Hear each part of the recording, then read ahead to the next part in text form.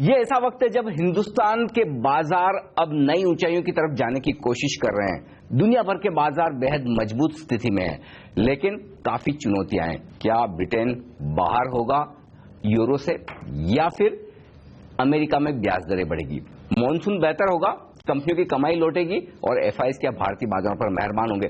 ढेर सारे सवाल हैं जिनके जवाब आप लेना चाहते हैं, और उसके लिए आपको जरूरत है एक ऐसे एक्सपर्ट की जो दुनिया भर के बाजारों पर गहरी पकड़ रखता हो और साथ ही हिंदुस्तान के बाजारों में भी ए से लेकर जेड तक सब कुछ जानता हो। जी हां, आज हम बात करें ऐसी एक खास शख्सियत से। मॉर्गन स्टैनली इंडिया के एमडी रिदम देसाई हमारे साथ हैं, जो कि अपनी इंडिया एनुअल समिट, जो उनकी इन्वेस्टर कॉन्फ्रेंस है, 18वीं कॉन्फ्रेंस है, वो आयोजित कर रहे हैं। रिदम सर, गुड मॉर्निंग, स्वागत है आपका सीएनबीसी आवाज पर। द नेक्स्ट इंडिया, ये थीम आपने बनाई है। इस वक्त शुरुआत के 2 साल मोदी सरकार के पूरे हो चुके हैं, अब आगे 3 सालों में क्या कुछ होगा, ये थीम आपने चुनी है। तो सबसे पहले तो मैं आपसे यही जानना चाहता हूं, मॉर्गन स्टैनली की इस कॉन्फ्रेंस में इस थीम को चुनने के पीछे आपने क्या सोचा है? नहीं, हमें ऐसा लग रहा है कि पिछले 2 साल में जो काम हुआ है सरकार की तरफ से, वो काफी बेहतर काम हुआ है, लेकिन उस काम की जो रिकग्निशन होनी चाहिए बाजार में और इनफैक्ट कॉर्पोरेट सेक्टर में भी, दोनों जगह पे हुई नहीं है। और उसका कारण मुझे लगता है कि 2 कारण है एक्चुअली। पहला कारण ये है कि लोग, कॉर्पोरेट सेक्टर ने अभी तक अपने अर्निंग्स में कुछ चेंज नहीं दिखाई दे, बदलाव नहीं आया है। तो उसके कारण से उनको ऐसा लग रहा है कि सरकार ने कुछ काम नहीं किया है। तो ये उनकी तुलना है कि अर्निंग्स मेरे बड़े नहीं है, तो फिर काम तो कुछ हुआ नहीं होगा। और दूसरी बात यह है कि सरकार की तरफ से जीएसटी बिल अभी तक पास नहीं हुआ है, और बहुत सारे इन्वेस्टर्स ने ये मान के रखा है कि इंडिया का जो, भारत का जो सबसे बड़ा रिफॉर्म है वो जीएसटी है। तो अगर जीएसटी पे काम नहीं हुआ है तो फिर सरकार ने कुछ काम नहीं किया है। जबकि हमारा ये मानना है कि बहुत काम हुआ है पिछले 2 साल में। आपने, मैं अगर कुछ चर्चा करूं उसके बारे में, तो पहले तो वित्तीय घाटा कम हो गया है, तो उससे अपने इन्फ्लेशन पे फर्क पड़ा है। तो कंज्यूमर जो दाम है वो अब, जब सरकार आई थी तब 10% से बढ़ रहे थे, अभी 5 के आसपास आ गया है। तो उससे हमें ऐसा लग रहा है कि इससे ग्रोथ पे असर पड़ेगा। अगर हम देख रहे हैं कि थोड़े थोड़े सेक्टरों में अभी ग्रोथ का बदलाव आया है, ऑटोज में आया है, स्टील में आया है, सीमेंट में आया है। तो ये जो काम हो रहा है, इंफ्रास्ट्रक्चर में काम हुआ है, रेलवेज में काम हुआ है, रोड्स में हुआ है। अब रोड्स में करीबन 20 किलोमीटर की रोज की कंस्ट्रक्शन की स्पीड आ गई है, जो 3 या 4 के आसपास थी। तो काफी कुछ जगहों में काम हुआ है जो आई थिंक मार्केट ने फोकस नहीं किया है। तो ये एक थीम है, और इसी थीम पे काफी लोगों ने बात भी की है पिछले 1 दिन में। तो आई थिंक अभी मुझे ऐसा लग रहा है कि थोड़े आगे जाके, थोड़े महीनों में सरकार के जो काम पे जो नजर नहीं थी बाजार की, वो भी आएगी। क्योंकि अगले 4 महीनों में या 5 महीनों में एक तो अर्निंग्स चेंज आएगा। तो पिछले क्वार्टर के जो अर्निंग्स थे, मार्च क्वार्टर वाले, उसमें ऑलरेडी हमने थोड़ा बदलाव देखा है। अगर हम पीएसयू बैंक्स को निकाल दें, कॉर्पोरेट बैंक्स को निकाल दें, तो अर्निंग्स की जो बढ़ोतरी थी वो पिछले 8 क्वार्टर की सबसे ज्यादा बढ़ोतरी। मैं उस पर भी आपसे एक बात बोल दें। और दूसरी ये है कि हमारा मानना है, जो हमने फरवरी में रिपोर्ट लिखा था कि जीएसटी बिल पास हो जाएगा। तो ये जो 2 कारण से जो लोगों को ऐसा लग रहा था कि सरकार में कुछ काम नहीं हो रहा है, वो व्यू चेंज हो जाएगा। अच्छा, अब ये बताइए कि फिर अगले 3 सालों के लिए, क्योंकि आप ये कह रहे हैं कि द नेक्स्ट इंडिया, तो अगले 3 सालों में क्या देखना चाहते हैं आप सरकार से? हाँ, हमारा ये मानना है कि इंफ्रास्ट्रक्चर में काफी बदलाव आएगा। इनफैक्ट ये जो साइकिल है ग्रोथ का, इसमें गवर्नमेंट का जो कैपेक्स है, जो गवर्नमेंट का इंफ्रास्ट्रक्चर स्पेंडिंग है, वहीं से आई थिंक चेंज आएगा। प्राइवेट कैपेक्स में उतना बदलाव जल्दी से आने वाला नहीं है, क्योंकि अभी भी मैन्युफैक्चरिंग कैपेसिटी काफी ऊंची है और दुनिया भर में कैपेसिटी ज्यादा है, तो कोई लगाने वाला नहीं। अगर आप पिछले साइकिल में देखो, 2004 और 2008 के बीच में कॉर्पोरेट कैपेक्स का 50% का जो शेयर था वो 2 सेक्टर में था, स्टील और रिफाइनिंग। तो आज की जो दुनिया की सिचुएशन है, इतना एक्सेस कैपेसिटी है स्टील और रिफाइनिंग में, तो हमें नहीं लग रहा है कि अभी कोई नया स्टील और रिफाइनिंग कैपेसिटी बड़े जोर में आएगा। तो कॉर्पोरेट कैपेक्स की जो रिकवरी है वो थोड़ी धीमे से होगी। तो सरकार की तरफ से रोड्स, रेलवेज और पावर, इनफैक्ट मैंने पिछले जो कमेंट्स किए उसमें पावर के बारे में बात नहीं की, क्योंकि वहां पे मुझे सबसे बड़ा सरप्राइज मिला है।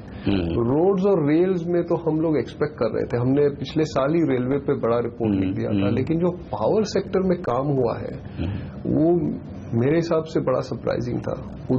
उदय का जो सक्सेस है वो मेरे अपेक्षा के बहुत ज्यादा आगे निकल गया है। और हमें जो अभी जो पिछला जो कोर सेक्टर का डेटा है उसमें करीबन 15% का ग्रोथ है इलेक्ट्रिसिटी सेक्टर में, तो ऑलमोस्ट बूम कंडीशंस आ गए हैं इलेक्ट्रिसिटी सेक्टर में। तो ये बड़ा चेंज हुआ है और मुझे लग रहा है कि आगे 2-3 साल में इसमें और चेंज हमें दिखाई देगा। दूसरा आई थिंक जीएसटी बिल हो जाएगा तो टैक्सेशन पे काफी असर पड़ेगा। ऑलरेडी सरकार ने डायरेक्ट टैक्सेस में रिफॉर्म किए हैं और अब इनडायरेक्ट टैक्सेस में होगा, तो टैक्सेशन पे काफी बदलाव आएगा। ये दूसरी चीज में आएगी।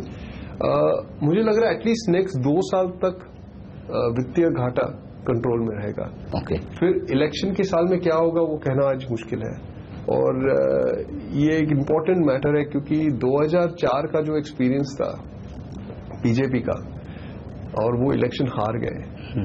हालांकि उन्होंने 6 साल बहुत मेहनत की थी और काफी अच्छा काम किया था और उसका फल एक्चुअली यूपीए 1 को मिला, लेकिन इलेक्शन हार गए। ये जो उनकी जो मेमोरी है ये चली नहीं जाने वाली है। तो जब 2019 के इलेक्शंस करीब आएंगे तब ऐसा हो सकता है कि सरकार का फिस्कल डेफिसिट के प्रति थोड़ा डिफरेंट व्यू हो जाए, लेकिन वो हम देखेंगे। लेकिन अगले 2 साल के लिए तो मुझे लग रहा है कि वो कंटिन्यू होगा। और जो दूसरे प्रोग्राम्स है, अभी मेक इन इंडिया का भी काफी यहाँ पे चर्चा हो रही है, तो उसे लेके थोड़ा मैन्युफैक्चरिंग में भी फोकस आएगा और जॉब क्रिएशन भी होगा। तो ये जो 2 साल पहले सारी आपकी इस तरह की एनुअल कॉन्फ्रेंस होती थी जब मोदी सरकार नई आई और लोग बड़ी प्रीमियम हिंदुस्तान को और इस सरकार को देना चाहते थे, क्या वैसा ही मूड, माहौल, यूफोरिया फॉरेन इन्वेस्टर्स के मन में अभी भी है जो आपकी कॉन्फ्रेंस में आए हैं, या आप ज्यादा रियलिस्टिक हो गए लोग? नहीं, इनफैक्ट मुझे लग रहा है कि पिछले साल की तो 2014 में जब हमने किया था तब काफी यूफोरिया था और बाजार में भी हमने देखा था यूफोरिया था और यहाँ पे जो इन्वेस्टर आए थे उनमें भी यूफोरिया था। पिछले साल थोड़ा कम हो गया। पिछले साल से मुझे लगा कि थोड़ा डिसअपॉइंटमेंट था, तो एक होप ट्रेड था और लोगों को ऐसा लगा कि वो चला नहीं क्योंकि सरकार ने कुछ किया नहीं। जो मैंने पहले बात की ना उसके बारे में आई थिंक सर डिसअपॉइंटमेंट था और अर्निंग्स भी टर्न अराउंड नहीं हुई थी। और पिछले साल कुछ सर्कमस्टेंसेस ऐसे थे, अगर आप देखो ग्लोबल ट्रेड में कोलैप्स हो गया तो उसका असर अर्निंग्स पे पड़ा। रुपया बहुत मजबूत था तो उससे लेके अर्निंग्स पे असर पड़ी। सरकार ने जो फिस्कल डेफिसिट का जो कंप्रेशन किया वो बहुत ज्यादा हो गया था, तो उससे भी अर्निंग्स पे असर पड़ी। तो लास्ट ईयर थोड़ा डिसअपॉइंटमेंट था। ये साल इनफैक्ट मुझे थोड़ा सा डर लग रहा है क्योंकि बहुत लोग ज्यादा बुलिश हो गए। अच्छा। तो यहाँ पे, और ये सिर्फ डोमेस्टिक इन्वेस्टर्स नहीं है, ग्लोबल इन्वेस्टर्स है। और हमारे यहाँ ये साल Taiwan, Hong Kong, Singapore, Europe, UK, US, Canada, कई देशों से लोग आए हैं जो पहले नहीं आते थे। अच्छा। तो इनफैक्ट ये साल मुझे लग रहा है कि एक न्यू हाई है तेजी के हिसाब से। ये पूरे दुनिया में हिंदुस्तान एक कमाऊ बेटा दिख रहा है कि यहाँ पर पैसा लगाने में फटाफट जल्दी पैसा बनेगा। यही कंसेंसस व्यू है, तो उसे मुझे थोड़ा सा डर लग रहा है। मुझे याद है रिजन सर, बजट के बाद तुरंत मैंने जब आपसे बात की थी तब एक्चुअली लगभग सब पूरा वो नर्वसनेस वाला माहौल था, 7,000 के नीचे निफ्टी। और तब एक बात बहुत स्ट्रांगली आपने कही थी कि मुझे बड़े जो ग्रीन शूट्स के जो संकेत है वो आते दिख रहे हैं। इकोनॉमिक रिकवरी शायद आपको अप्रैल वाली तिमाही से देखने को मिलेगी। अब जो ये जीडीपी के नंबर्स आ रहे हैं, कोर सेक्टर डेटा आ रहे हैं, क्या आपको लग रहा है कि वाकई में अब जो कुछ काम हुआ है उसका असर इन आंकड़ों में दिख रहा है और अब यहाँ से सिचुएशन और बेहतर होने वाली है? 3 क्षेत्रों में हो रहा है, सरकारी इंफ्रास्ट्रक्चर स्पेंडिंग, कंजम्पशन में और एफडीआई में। तो ये 3 को सेक्टर्स के कारण आई थिंक इकोनॉमी में चेंज आ रहा है। प्राइवेट कैपेक्स अभी भी वीक है और एक्सपोर्ट्स बहुत वीक है। तो ये दो सेक्टर से जो रिकवरी है वो यू शेप्ड होगी। ओके, अभी टाइम लगेगा, वी शेप नहीं होगी। तो धीमे धीमे करके आई थिंक इकोनॉमी रिकवर होगी अगले 4-6 क्वार्टर्स में। इंडियन मार्केट्स में मैक्रो बड़ी पिक्चर सब अच्छी दिख रही है। मैं माइक्रो पिक्चर पर जाऊंगा, लेकिन उससे पहले एक राय आपसे ग्लोबल मार्केट्स पर लेना चाहता हूं, क्योंकि सारे फॉरेन इन्वेस्टर्स यहाँ पर आए हैं। मुझे एक चीज थोड़ी समझनी मुश्किल हो रही है कि एक तरफ ये ब्रिटेन का एग्जिट का डर है, लगभग तय है कि जून जुलाई में कभी भी ब्याज दरें बढ़ेंगी अमेरिका में, उसके बावजूद भी दुनिया भर के बाजारों में तेजी क्यों हो रही है? इस दुनिया में आई थिंक लिक्विडिटी बहुत स्ट्रांग है, तो उसके कारण आई थिंक बाजारों में तेजी है। हमारा जो ग्लोबल व्यू है वो उतना अच्छा नहीं है। तो हमें सब मार्केट्स में करेक्शन दिख रहा है आगे जाके। तो फिर हम कितने बच पाएंगे? नहीं, तो इंडिया में भी करेक्शन आएगा, क्योंकि ग्लोबल जो फैक्टर है वो सबसे स्ट्रांग है। अगर आप ये साल देखिए, जनवरी फरवरी में जो करेक्शन हुआ उसको इंडिया के साथ कुछ लेना देना नहीं था, ग्लोबल करेक्शन था, इंडिया साथ में गिरा। राइट। जो मार्च और अप्रैल में रिकवरी हुई है मार्केट्स में और जो ये तेजी आई है, 1000 से ज्यादा पॉइंट बढ़ा है, वो भी इंडिया का कुछ लेना देना नहीं है। उसमें 80% जो कंट्रीब्यूशन है वो ग्लोबली है। राइट। और अगले 3-4 महीने में जो मार्केट की मूवमेंट्स आएगी, मुझे लग रहा है कि उसमें भी 70-80% कंट्रीब्यूशन ग्लोबली रहेगी। तो अगर ग्लोबल करेक्शन आएगा तो इंडिया में भी करेक्शन होगा, लेकिन वो करेक्शन एक अपॉर्चुनिटी होगी। तो आज ये लेवल से मुझे लग रहा है कि जिनका 6 महीने का व्यू है उन्हें ये लेवल से स्टॉक्स को चेज करने की जरूरत नहीं है। मिलेंगे, आई थिंक एक करेक्शन मिल जाएगा तो मिलेगा स्टॉक्स, लेकिन जिनका 3-4 साल का व्यू है उनको ज्यादा फर्क नहीं पड़ेगा। बट फिर भी मेरा ये मानना है कि थोड़ा आप कैश रखो जेब में, क्योंकि आपको एक करेक्शन आएगा तब मजा आएगा। लेकिन इसमें रिस्क ये है ना अनिल जी, आप बजट के दिन की बात कर रहे हैं और पिछला शो अपना वही हुआ था। उस दिन उस दिन मेरा एक लकी कॉल हो गया था कि मैंने बोला कि ये टाइम पे बाजार लेना चाहिए। होता नहीं है हमेशा, लेकिन हो गया था। तो वो जो कॉल किया था उस वक्त, लेकिन किसी को लेना नहीं था, क्योंकि जब सेंटिमेंट खराब हो जाता है ना तो बहुत लोग डर जाते हैं, तो कैश लगता नहीं है। तो आज मैं जो बोल रहा हूं कि कि आप वेट करो, करेक्शन आएगा। और अगर कल उठ के निफ्टी में 500-700 पॉइंट का करेक्शन आ गया तो फिर आपको उस वक्त हिम्मत होनी चाहिए लेने के लिए। अगर वो हिम्मत नहीं जुटा पा रहे हैं वो आप, और अगर नहीं आने वाली है, तो बेहतर ये है कि सिस्टमैटिकली हर महीने आप स्टॉक में पैसा लगाओ और ट्रेडिंग पे फोकस नहीं कीजिए। लेकिन अगर आप ट्रेडिंग करते हो और 3-4-6 महीने का व्यू रखते हो, तो मुझे लग रहा है ये समय है थोड़ा सा हल्का हो जाने का। और मे बी निफ्टी में और 200-300 पॉइंट आ जाए, लेकिन थोड़ा सा हल्का हो जाइए और फिर आगे जाके जो करेक्शन आएगा उसमें वापस बाजार में एंट्री हो सकती है। लेकिन वो जो बजट के दिन हमने 7000 के नीचे के लेवल से रिकवरी पूरी देखी है, अब मतलब भले करेक्शन आ जाए ग्लोबल मार्केट्स की वजह से, और शायद आप सावधानी की बात भी उसी रीजन से कर रहे हैं, उतना नहीं गिरेंगे, वो मुझे क्या पता। लेकिन मतलब उतना डरने की जरूरत नहीं, कम से कम हम बेहतर सिचुएशन में। मुझे नहीं लग रहा था कि 6800 निफ्टी हो जाएगा वो करेक्शन में, लेकिन हुआ। 72-73 में ऐसा लग रहा था कि बॉटम हो गया, लेकिन जब वो गिरता है तो 300-400 पॉइंट और गिर जाता है। और एग्जैक्टली जब वो बढ़ता है तब ऐसा ही होता है, क्योंकि 8100 में ऐसा लग रहा था निफ्टी अभी काफी वजन हो रहा है, निफ्टी में अभी ज्यादा आगे नहीं बढ़ती, देखो भाई 8200 हो गया और आगे जाके 8500 भी हो जाए, क्या पता। तो वो जब निकलती है गाड़ी तो वो निकल जाती है, और जब रुक जाती है तो पीछे हट भी जाती है, तो वो 300-400 पॉइंट इधर उधर होता है। तो आई डोंट नो, लेकिन हाँ ऐसा लग रहा है कि इंडिया, जैसे हमने अभी इमर्जिंग मार्केट्स, हमारे जो इमर्जिंग मार्केट स्ट्रेटेजिस्ट है उन्होंने भी अपग्रेड कर दिया इंडिया को, और हमारा बड़ा कॉल है ओवरवेट इंडिया, अंडरवेट चाइना। हाँ, तो ये है कि इंडिया का जो मीडियम टर्म आउटलुक है वो काफी स्ट्रांग है। और इक्विटीज में आप मैं तो बहुत सालों से बोल रहा हूँ, इक्विटीज में पैसा बना के ही रखने का, उसमें से निकालने का नहीं। लेकिन अपॉर्चुनिटीज आती रहती है ऊपर नीचे, और हो सकता है अगले 3-4 महीने में एक मिल जाए। दुनिया भर में रेट्स बढ़ने का खतरा है, हमारे यहाँ घटेंगे? नहीं, दुनिया भर में खतरा नहीं है, सिर्फ यूएस में है। यूएस में, हाँ, जापान और यूरोप में कोई रेट्स नहीं बढ़ रहे हैं, और चाइना में भी नहीं बढ़ रहे हैं, सिर्फ इंडिया में आई थिंक कट सकते हैं। हमारा ये मानना है 25 से 50 बेसिस पॉइंट। लेकिन इसी पॉलिसी से करेंगे या थोड़ा पॉज लेंगे? जून वाला में भी नहीं हो, क्योंकि अभी किया था तो मुझे लग रहा है कि अगले उसके बाद वाले में होगा, सितंबर वाले में होगा, जून में नहीं होगा। अच्छा, मैक्रो पिक्चर की इकोनॉमी की आपने बात की कि थोड़ी सिचुएशन बेहतर दिख रही है, अब रिवाइवल के संकेत है। क्या इस रिजल्ट सीजन में कहीं कोई आपको रिवाइवल के संकेत दिख रहे हैं कि अब 1-2 क्वार्टर के बाद सिचुएशन और बेहतर हो जाएगी, या ये क्वार्टर सबसे खराब क्वार्टर था? इनफैक्ट एक्चुअली अनिल जी, अगर आप पब्लिक सेक्टर बैंक्स के रिजल्ट्स हटा दें और कॉर्पोरेट बैंक्स के रिजल्ट्स हटा दें, तो पूरा कॉर्पोरेट बैंकिंग सेक्टर का जो रिजल्ट है वो हटा दीजिए, तो जो रेवेन्यू ग्रोथ और प्रॉफिट ग्रोथ हुआ है वो 8 क्वार्टर के हाई पे, 2 साल की ऊंचाई पे है। तो इनफैक्ट जब से मोदी सरकार बनी है ये सबसे बेहतर रिजल्ट है। तो ऑलरेडी टर्न अराउंड हुआ है। मुझे लगता है फर्स्ट ऑर्डर डेरिवेटिव जिसे कहते हैं ग्रोथ में जो टर्न अराउंड है वो नेक्स्ट क्वार्टर में आपको हेडलाइन बेसिस पे दिख जाएगा। तो आई थिंक नेक्स्ट 1-2 क्वार्टर में आप अर्निंग्स का जो माहौल है वो डिस्टिंक्टली चेंज हो जाएगा। तो बड़ी पिक्चर ठीक है, कंपनी की कमाई सुधर रही है, और अब अगला एक बढ़िया ट्रिगर हो जाए मॉनसून का तो फिर नए हाइज बन जाएंगे। नहीं, मॉनसून तो मुझे लग रहा है कि भाव में आ गया है।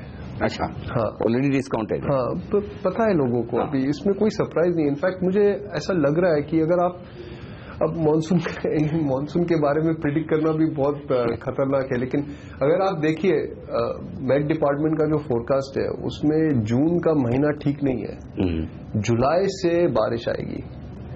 तो एक्चुअली अगर आप देखिए जून में रिस्क बढ़ रहे हैं, क्योंकि एक तो आरबीआई रेट नहीं काटे, दूसरा आपको बारिश नहीं दिखे, ओके, तीसरा ग्लोबल कुछ हो जाए, फेड के रेट हाइक के बारे में हो जाए, तो थोड़े रिस्क बढ़ रहे हैं। ब्रिटेन वाली रिस्क नहीं लगती? वो भी हो सकता है। तो 82 को निफ्टी है, निफ्टी 7000 के लेवल पे नहीं है, तो 8200 के लेवल से देख के मुझे ऐसा लग रहा है कि थोड़ा सा सावधान होना चाहिए अगर आपका शॉर्ट टर्म व्यू है तो। ये मीडियम टर्म और लॉन्ग टर्म इन्वेस्टर्स को ज्यादा फर्क नहीं पड़ता है, लेकिन शॉर्ट टर्म में ये सो रिस्क फैक्टर्स बढ़ रहे हैं। बिकॉज मुझे ऐसा लग रहा है कि बारिश का जो व्यू है वो भाव में है ऑलरेडी, सबको पता है, पिछले 6 हफ्ते से यही तो चल रहा है। जो आपसे बात करके मुझे समझ में आ रहा है कि तेजी का व्यू रखें, थोड़ा सा सावधान रहें शॉर्ट टर्म के लिए। दूसरी बात, हमने जो लॉस देख लिए बजट के आसपास, बहुत जल्दी वहां जाने वाले नहीं है, और नया हाई भी इस साल बनाने का मूड नहीं है।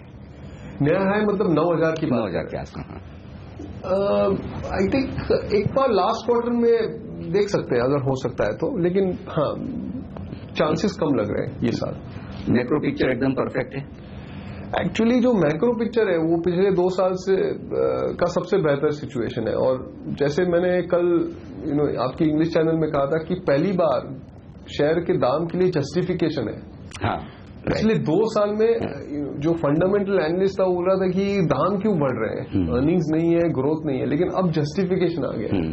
और रिदम सर, आखिरी सवाल आपसे कि कौन से सेक्टर्स इस वक्त ऐसे हैं जहां आपकी रिसर्च टीम ओवरवेट है या अंडरवेट है? तो सबसे बड़ा हमारा फोकस कंज्यूमर डिस्क्रिशनरी पे है। ओके, तो जैसे ऑटोज है, मीडिया है, रिटेल है, जो डिस्क्रिशनरी कंजम्पशन, स्टेपल नहीं, स्टेपल कंपनीज नहीं, लेकिन जो डिस्क्रिशनरी कंजम्पशन है वहां पे मेरा 500 बेसिस पॉइंट्स का ओवरवेट पोजीशन है। जो जब से मैंने सेक्टर पोर्टफोलियो शुरू किया है सबसे बड़ा ओवरवेट पोजीशन है ये, क्योंकि हमें ऐसा लग रहा है कि जॉब ग्रोथ रिकवरी हो रही है, मॉनसून भी ठीक ठाक रहेगा, मैक्रो स्टेबिलिटी ठीक ठाक है, और कंजम्पशन इंडिकेटर्स में टर्न अराउंड हो रहा है, और इनफैक्ट वैल्यूएशंस भी ठीक ठाक है स्टेपल्स की तुलना में, जहां पे वैल्यूएशंस काफी महंगे हैं और उनको कमोडिटी प्राइस डिक्लाइन से काफी बेनिफिट मिल गया है, तो वो मुझे लग रहा है कि अब पीक आउट हो गया है। दूसरी जगह ये है हमारा रिटेल बैंक्स पे फोकस है, रिटेल प्राइवेट सेक्टर बैंक्स, जहां पे ग्रोथ अच्छा रहेगा। इनफैक्ट मेरा मानना है कि अगले 5 साल में रिटेल लोन ग्रोथ में बूम आएगा। तो आज अगर आप देखिए तो रिटेल लोन्स जीडीपी की तुलना में करीबन 13% के आसपास है। तो ये जो नंबर है वो अगले 5 साल में डबल भी हो सकता है।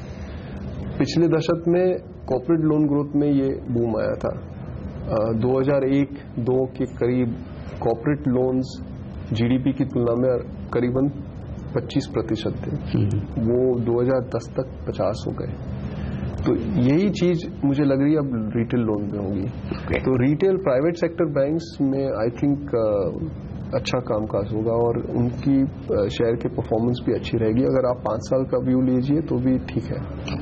और तीसरा है, मुझे लग रहा है सिलेक्ट इंडस्ट्रियल्स, क्योंकि वहां टर्न अराउंड हुआ है। अगर आप ये रिजल्ट सीजन में देखिए तो काफी जो सरकारी इंफ्रास्ट्रक्चर का काम करते हैं उनकी ऑर्डर बुक्स बढ़ गई है और अब उनकी रेवेन्यू स्ट्रीम भी आने लगी है और अर्निंग्स भी आने लगी है, तो वहां पे भी अच्छा रहेगा। तो ये 3 सेक्टर में हम लोग ओवरवेट है, कंज्यूमर स्टेपल्स अंडरवेट है और पब्लिक सेक्टर बैंक्स में मुझे लग रहा है अभी भी समय है, तो वो भी अंडरवेट है हम लोग।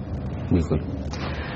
तो साफ तौर पर देश में होने वाली विदेशी निवेशकों की सबसे बड़ी कॉन्फ्रेंस मॉर्गन स्टैनली की इंडिया समिट में एक बात साफ निकल कर आ रही है कि हिंदुस्तान की स्टोरी बहुत बड़ी है। विदेशी निवेशकों का भरोसा दिन ब दिन बढ़ रहा है। ग्लोबल मार्केट्स में चिंताएं, उसके चलते हो सकता है बाजार थोड़ा करेक्शन दिखाए, लेकिन उसके लिए आपको रखनी है तैयारी बाजार में पैसा लगाने की।